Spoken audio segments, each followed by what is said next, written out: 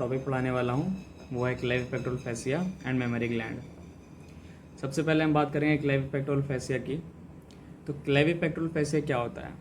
क्लेवी pectoral fascia जैसा कि नाम से पता चल रहा है, क्लेवी मीन्स क्लेविकल और पेक्टोरल मीन्स यहाँ पे पेक्टोरलिस माइनर। तो ये पेक्टोरलिस माइनर से under surface of the clavicle तक एक्सटेंड करता है। आइए देखते हैं डायग्राम के थ्रू। यहाँ पे पेक्टोरल रीजन की जो सबसे सुपरफिशियल मसल होती है वो कौन सी है?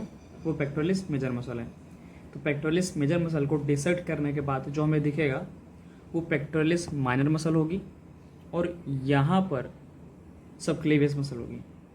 तो इन दोनों मसल्स को ये क्लेवी पेक्टोरल फैसिया इनक्लोज करता है।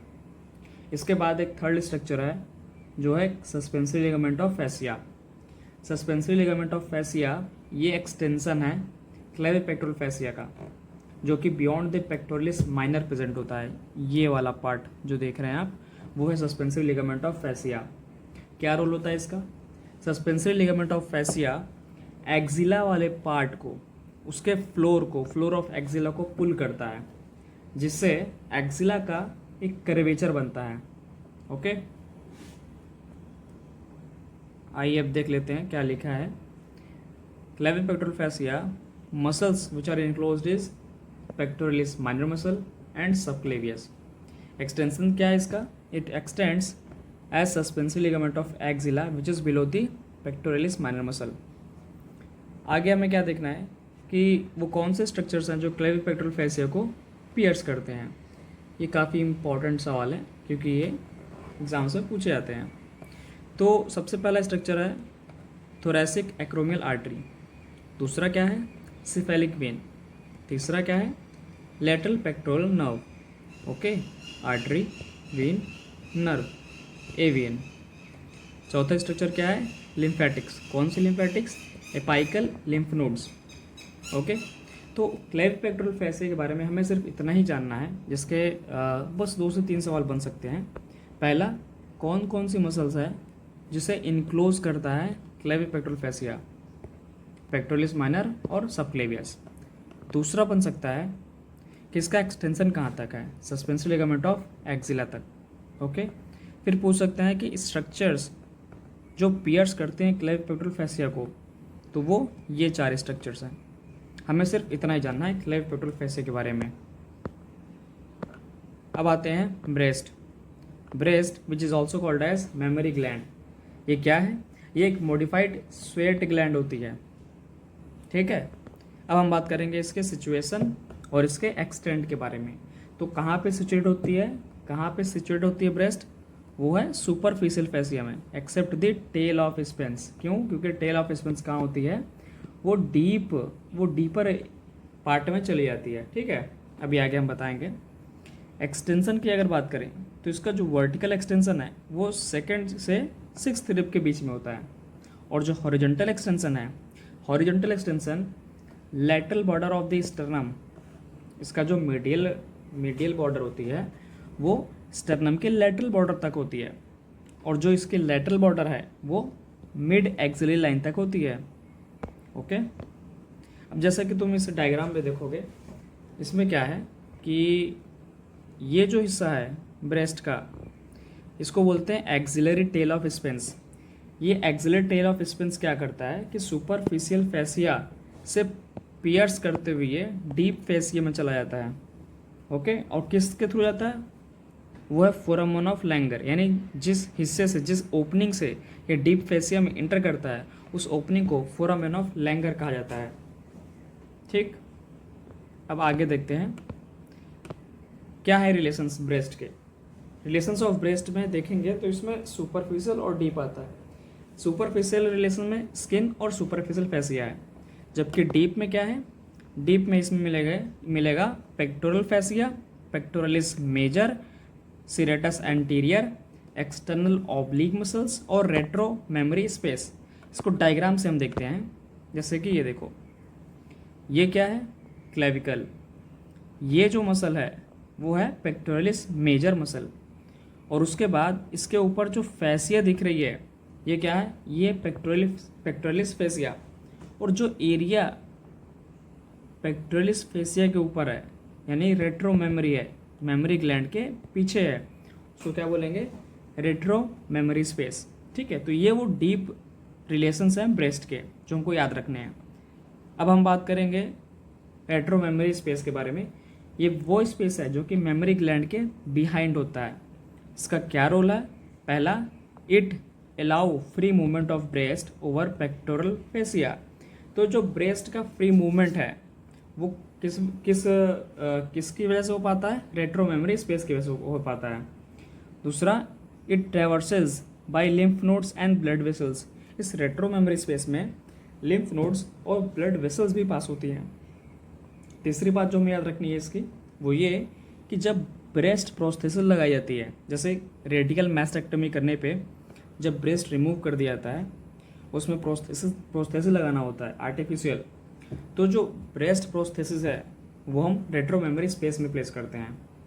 ये एक क्लिनिकल पॉइंट है जो हमें याद रखना है। ओके, अब आगे बात करते हैं हम स्ट्रक्चर्स ऑफ ब्रेस्ट की।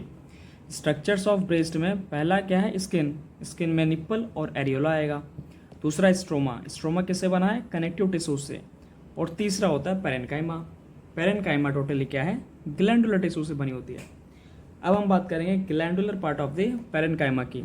इसमें क्या होता है कि 10 से 15 लोब्स वो एक रेडियल फैशन में अरेंज होते हैं। ठीक है, और इसके टर्मिनल एंड पे ये लोब्स डायलेट हो जाती हैं, और जब लोब्स डायलेट हो जाती हैं तो क्या बनाती हैं? Lactiferous sinus. और ये लैक्टिफेरस साइनस कहाँ ओपन होता है? लैक्टिफेरस डक्ट में ओपन होता है।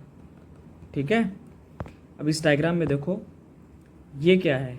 ये है लैक्टिफेरस लोब, और lactiferous lobe he terminal and पे डायलेट हो जाता है, इसको बोलेंगे लैक्टिफेरस साइनस। ठीक, और ये लैक्टिफेरस साइनस फिर फर्दर क्या बनाता है? Lactiferous duct. ओके, अब आगे हम देखते हैं क्या है। ये है blood supply and lymphatics of the breast. Blood supply में सबसे पहले आर्टियल सप्लाई की बात कर लेते हैं। ठीक है, इसमें क्या है? इसमें देखिए, ये जो आर्टरी है ये है सबक्लेवियन आर्टरी। ठीक है, और ये जो आर्टरी है वो है एक्सिलरी आर्टरी। तो सबक्लेवियन आर्टरी, इससे जो ब्रांच निकलती है उसका नाम है इंटरनल थोरेसिक आर्टरी, और also known as internal memory artery. ये मेजर ब्लड सप्लाई करती है मेमोरी ग्लैंड को। और ये किसका पार्ट है? ये फर्स्ट पार्ट है, ये first part of subclavian artery है, और ये मेजर ब्लड सप्लाई भी करता है। ओके, जो सबक्लेवियन आर्टरी है वो 3 पार्ट में डिवाइड होती है with the help of scalenus anterior muscle के थ्रू। राइट, इसके बाद इंटरनल थोरेसिक आर्टरी से परफोरेटिक ब्रांचेस भी निकलती हैं जो ब्रेस्ट को सप्लाई करती है। ओके, अब इधर आ जाओ, ये क्या है? Axillary artery. एक्सिलरी आर्टरी का जो फर्स्ट ब्रांच होता है वो है तुम्हारा सुपीरियर थोरेसिक आर्टरी, और ये superior thoracic artery superior part of the breast को सप्लाई करता है। ठीक है, which is the first branch of the axillary artery. Then क्या देखोगे कि यहाँ पे जो दूसरी आर्टरी निकल रही है फर्स्ट पार्ट से ही, sorry second part of axillary artery से, वो है thoracoacromial artery. Thoracoacromial artery तुम्हारे लैटरल पार्ट को सप्लाई कर रही है। ठीक है, फिर देखोगे यहाँ पे एक लैटरल ब्रांच जो कि second part of axillary artery से आ रही है, लैटरल थोरेसिक आर्टरी। ये लैटरल पार्ट को सप्लाई कर रहा है। इसके अलावा कुछ इंटरकोस्टल आर्टरीज की ब्रांचेस भी होती है जो कि inferior side of the breast को सप्लाई करता है। तो ये ओवरऑल ब्लड सप्लाई है मेमोरी ग्लैंड की। ठीक है, अब हम बात करेंगे लिम्फेटिक्स की। तो लिम्फेटिक्स में क्या है? सबसे पहले हमको उसकी लोकेशन जाननी है। लिम्फेटिक्स ऑफ द ब्रेस्ट सबसे ज़्यादा पूछे जाना वाला सवाल जो है वो यही होता है, इसलिए हमें लिम्फेटिक्स को बहुत ध्यान से पढ़ना होगा। लिम्फेटिक्स में हमें सबसे पहला क्या देखना है कि क्या क्या लोकेशन उसकी होती है। ठीक है, तो लिम्फेटिक्स में हमें पहले पता होना चाहिए कि इसमें एक axillary group of lymph nodes होता है, एक सुप्रा क्लेविकल लिम्फ नोड्स होता है, और पैरास्टर्नल होता है। तो सबसे पहले हम बात करेंगे एक्सिलरी लिम्फ नोड्स की, जहाँ पे सबसे ज़्यादा अमाउंट में ड्रेन होता है। तो एक्सिलरी लिम्फ नोड्स में जो एंटीरियर एक्सिलरी फोल्ड होता है, वहाँ पे जो लिम्फ नोड होंगे उनको बोलेंगे anterior group of lymph nodes. फिर जो पोस्टीरियर एक्सिलरी फोल्ड होता है, वहाँ पे जो लिम्फ नोड होंगे उसको बोलेंगे posterior group of lymph nodes. इन दोनों के बीच में होता है central group of lymph nodes, ठीक है, इन दोनों के बीच में होता है central group of lymph nodes, और इसके ही ऊपर बिलो दी ह्यूमरस क्या होता है, lateral group of lymph nodes, and then fifth one is apical group of lymph nodes. ये कहाँ होता है, ये क्लेविकल के जस्ट नीचे होता है apical group of lymph nodes. इन सभी को मिला के क्या बोलेंगे, axillary group of lymph nodes, okay. इसके अलावा क्लेविकल के ऊपर जो लिम्फ नोड है उसको बोलेंगे सुप्रा क्लेविकुलर लिम्फ नोड्स, और स्टर्नम के नियर बाई जो लिम्फ नोड्स होंगे उसको बोला जाएगा पैरा स्टर्नल लिम्फ नोड्स। अब कितना परसेंट किस में ड्रेन करता है वो अगर हम देखेंगे तो उसके अकॉर्डिंग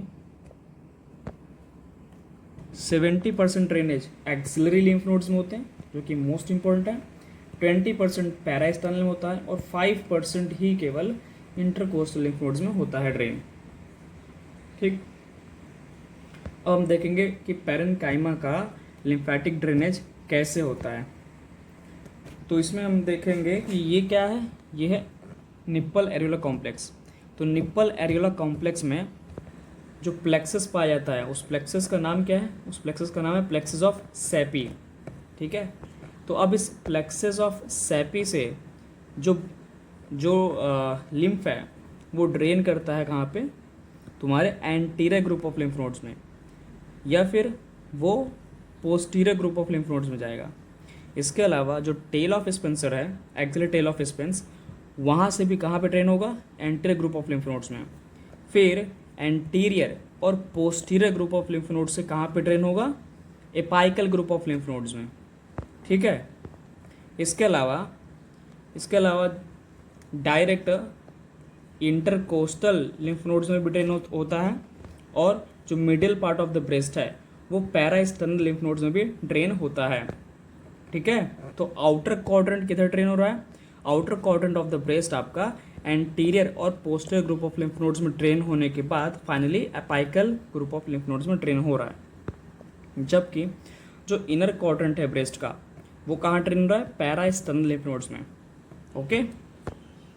फिर हम देखते हैं डायरेक्शन ऑफ लिम्फ फ्लो क्या है, आउटर क्वाड्रेंट का anterior group of lymph nodes में जा रहा है, एक्सिलरी टेल ऑफ स्पेंस का एंटीरियर और posterior group of lymph nodes दोनों में जा रहा है, और अल्टीमेटली किस में ट्रेन हो रहे हैं, apical group of lymph nodes में, ठीक।